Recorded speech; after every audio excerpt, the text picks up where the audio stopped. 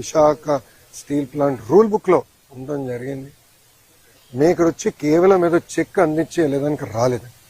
ఆ కుటుంబాలకి శాశ్వతంగా అండగా నిలబడడానికి ఈరోజు ఎన్డీఏ ప్రభుత్వం అడిగేసింది. గతంలో ఎప్పుడు లేని విధంగా పర్మనెంట్ జాబ్ ఇస్తామని పెద్ద మనసుతో కుమారస్వామి గారు ఒక హామీ ఇచ్చారు. కేంద్రంలో ఉన్న సెక్రటరీ గారు ఇది ఎక్కడ లేదు కదా సార్ అంటే, అవసరం అవుతే నేను కేబినెట్ కూడా తీసుకెళ్తా, nothing to worry, I will get it done, నాది బాధ్యత. ఎందుకంటే ఆ కుటుంబాలకు మన అండగా నిలబడాల్సిన సమయం ఇదని ఆయన చెప్తాం జరిగింది. సో ఎక్కడ జరగలేదు. ఇప్పుడే గురువు గారు చెప్పినట్లు పిల్లలు కూడా చదువుకునే, ఎందుకంటే పాప కార్మికుడికి 3 నెలల బాబు ఉన్నాడు. 3 నెలల బాబు, అందరూ బాధ కలిగింది. ఒకరి దోతే రేపు పుట్టినరోజు. సో వాళ్ళందరూ కూడా కుటుంబాలకు అండగా నిలబడాలి, బాధ్యత మా పైన ఉంది. సో నేను కుటుంబాలను కలిసినప్పుడు కూడా చెప్పాను, రూల్స్ ప్రకారం కొంతమందికి ఎక్కువ వస్తుంది, నాకు ఎలాంటి డౌట్ లేదు, ఎంత ఉన్నా అంత ఇవ్వాలి. ఆల్రెడీ సిఎండి గారు స్పష్టంగా చెప్పారు. నిన్న కుమారస్వామి గారు ఇచ్చిన ఆదేశాల మేరకు ఈరోజు డేట్ మారే లోపల 25 లక్షల రూపాయలు ఫస్ట్ విడత కింద 8 మంది వాళ్ళ అకౌంట్లో డబ్బులు వేస్తూ జరుగుతుంది. ఇంతేకాదు దాని తర్వాత రావాల్సిన ఎక్స్గ్రేషియా, పిఎఫ్ అకౌంట్ నుంచి రావాల్సిన డబ్బులు, స్టీల్ ప్లాంట్ ఇవ్వాల్సిందంతా కూడా మేము మొత్తం క్యాలిక్యులేట్ చేసి ఆ కుటుంబాల అకౌంట్లో వేసే బాధ్యత ప్రభుత్వం తీసుకుంటుంది. అక్కడితో మేము ఆగం. మేము అందరూ వచ్చేటప్పుడు కారులో కూడా మాట్లాడుకున్నాం. వర్మ గారు నేను కూడా డిస్కస్ చేసాం. అంత్యక్రియలు అయిన తర్వాత, పెద్దకరమైన తర్వాత మళ్ళీ అమరావతిలో ఒకసారి కూర్చుందాం కుటుంబాలతో. ఇంకెలా చేద్దాం, ఏం చేస్తే బాగుంటుంది. వాళ్ళు కేవలం సొంత కాళ్ళపై నిలబడతాం కాదు, ఆ పిల్లల్ని చూసుకోవాల్సిన బాధ్యత ఎన్డీఏ ప్రభుత్వం పైన ఉంది.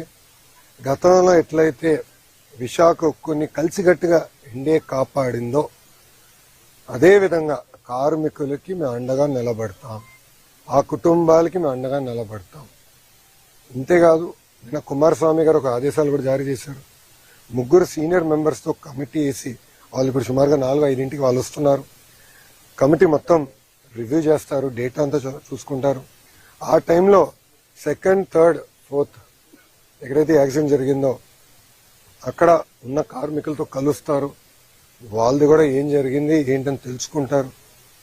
ఇది కింద నుంచి కారింది కాదు, ఏంటేదో లాగితే సరే ఫినిష్డ్ ప్రోడక్ట్ బయటకు వచ్చింది కాదు, పైనుంచి పొంగుతాం కూడా కాదు, కక్కింది.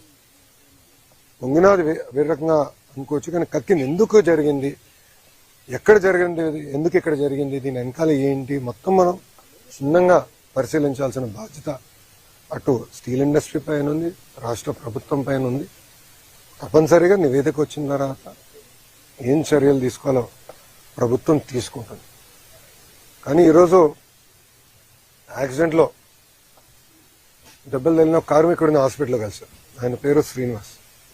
ఆయన కలుస్తుంటే ఆయన ఒక మాట అన్నాడు, అయ్యా మాకు దెబ్బలు తగిలినాయి, మీరు వచ్చారు పెద్ద మనసుతో మాకు అండగా నిలబడతాన్నారు, కానీ విశాఖ ఉక్కుని మీరు కాపాడండి. మీరు ఉక్కుతో అండగా ఉండండి, ఈ ఫ్యాక్టరీతో అండగా ఉండండి, ఉక్కు ఫ్యాక్టరీతో అండగా ఉండండి. ఇది కేవలం మా కుటుంబాలే కాదు, లక్షలాది కుటుంబాలు గాజువాక, విశాఖపట్నంలో దీనిపైన ఆధారపడి ఉన్నాయి. చూసుకోవాల్సిన బాధ్యత మీదని ఆయన చెప్పారు. ఇన్ఫాక్ట్ ఆయన చెప్పినప్పుడు నేను అనుకుంటే ఆయన గురించి, ఆయన కుటుంబం గురించి మాట్లాడుతున్నాడేమో అనుకున్నా. వర్మ గారు కరెక్ట్ చేశారు, లేదు బాబు విశాఖ ఉక్కు గురించి ఆయన మాట్లాడుతున్నాడు. అంటే ఎంత పెద్ద మనసుతో, కార్మికులకి ఎంత ఎమోషనల్ అటాచ్మెంట్ ఉందో నిజంగానే నేను ఈరోజు తెలుసుకుంటాం జరిగింది. ఇంతేకాదు ఉత్తరాంధ్రలో పెద్ద ఎత్తున పెట్టుబడులు వస్తున్నాయి, మీ అందరూ తెలిసిన విషయమే. డేటా సెంటర్లు అవ్వచ్చు, ఐటీ అవ్వచ్చు, హెవీ ఇండస్ట్రీలు కూడా పెద్ద ఎత్తున, మిగతా ఉక్కు ఫ్యాక్టరీలు వస్తున్నాయి, ఇంకా కొన్ని అనౌన్స్మెంట్ త్వరలో రాబోతున్నాయి. ఇవన్నీ వచ్చినప్పుడు స్కిల్ డెవలప్మెంట్ అనేది చాలా చాలా అవసరం. ప్రధానమంత్రి గారు కూడా చాలా స్పష్టంగా ఐటీఐస్కి సుమారుగా 60,000 కోట్ల రూపాయలతో స్కిల్ డెవలప్మెంట్కి ప్రత్యేక శ్రద్ధ పెట్టారు, ప్యాకేజ్ ఇచ్చారు. దాంట్లో భాగంగా ఫస్ట్ ప్రాజెక్ట్ మన పాయకరావుపేట అనిత గారి నియోజకవర్గంలో అటు ఆసిలర్ మిత్తలు, ఎందుకంటే వాళ్ళు కూడా ప్రైవేట్ సెక్టర్ కూడా కొంచెం డబ్బులు పెట్టండి, వాళ్ళు ముందరికి వచ్చి మేము పెడతామని చెప్పి పెద్ద ఎత్తున ట్రైనింగ్ కూడా చేయాల్సిన అవసరం ఉంది. అటు ఫార్మా అవ్వచ్చు, స్టీల్ అవ్వచ్చు, మిగతా మ్యానుఫ్యాక్చరింగ్ సెక్టర్స్ అవ్వచ్చు, ట్రైనింగ్ అనేది చాలా చాలా అవసరం. దాంట్లో ఎలాంటి సందేహం లేదు. ఒక విద్యాశాఖ మార్చులుగా నా పైన బాధ్యత ఉంది, ఎందుకంటే స్కిల్ డెవలప్మెంట్ నాకు ట్రైనింగ్, రీట్రైనింగ్, నిరంతరం ట్రైనింగ్ చేయాల్సిన బాధ్యత మా పైన ఉంది.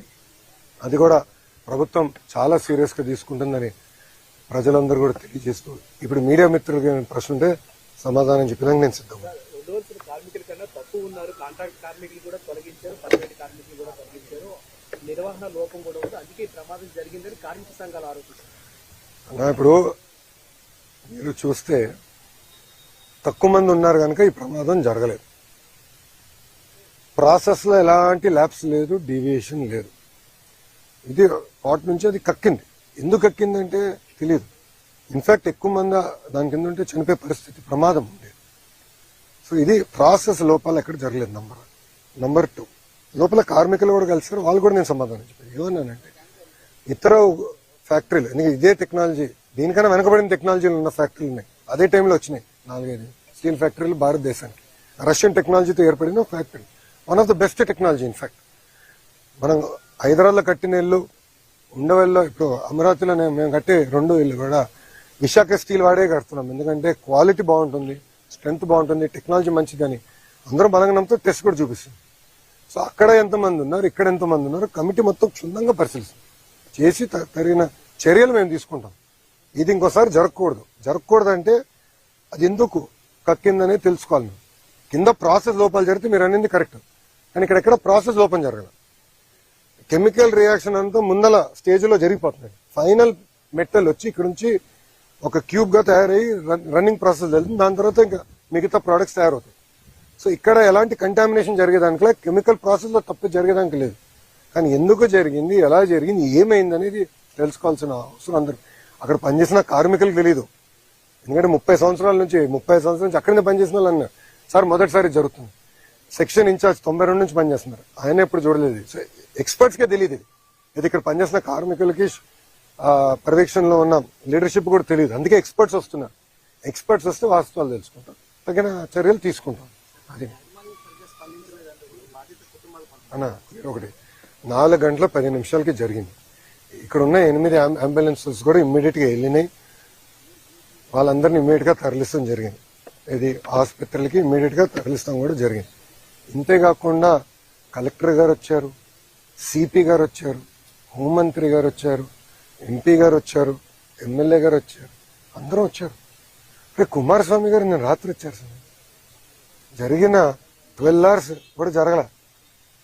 4 గంటల 10 నిమిషాలు జరిగితే ఆయన సుమారుగా 10 కల్ దిగారు. 6 గంటల్లో కుమారస్వామి గారు స్వయంగా వచ్చారు. నేను నిన్న సాయంత్రం వచ్చాను రష్యా నుంచి. ఈ రోజు ఉప ముఖ్యమంత్రి గారు వచ్చారు.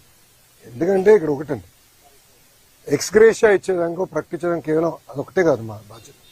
కుటుంబాలను ఆదుకోవాలి, కార్మికులతో అండగా నిలబడాలి, ఏం జరిగిందో మేము తెలుసుకోవాలి, రాబోయే రోజుల్లో ఎలా ప్లాంట్ ని ముందలు తీసుకెళ్లాలి, ఇలాంటిది మళ్ళీ జరగకుండా చూసుకునే బాధ్యత మా అందరి పైన ఉంటుంది. సో దానికే మేము అందరూ వచ్చింది. అదేనండి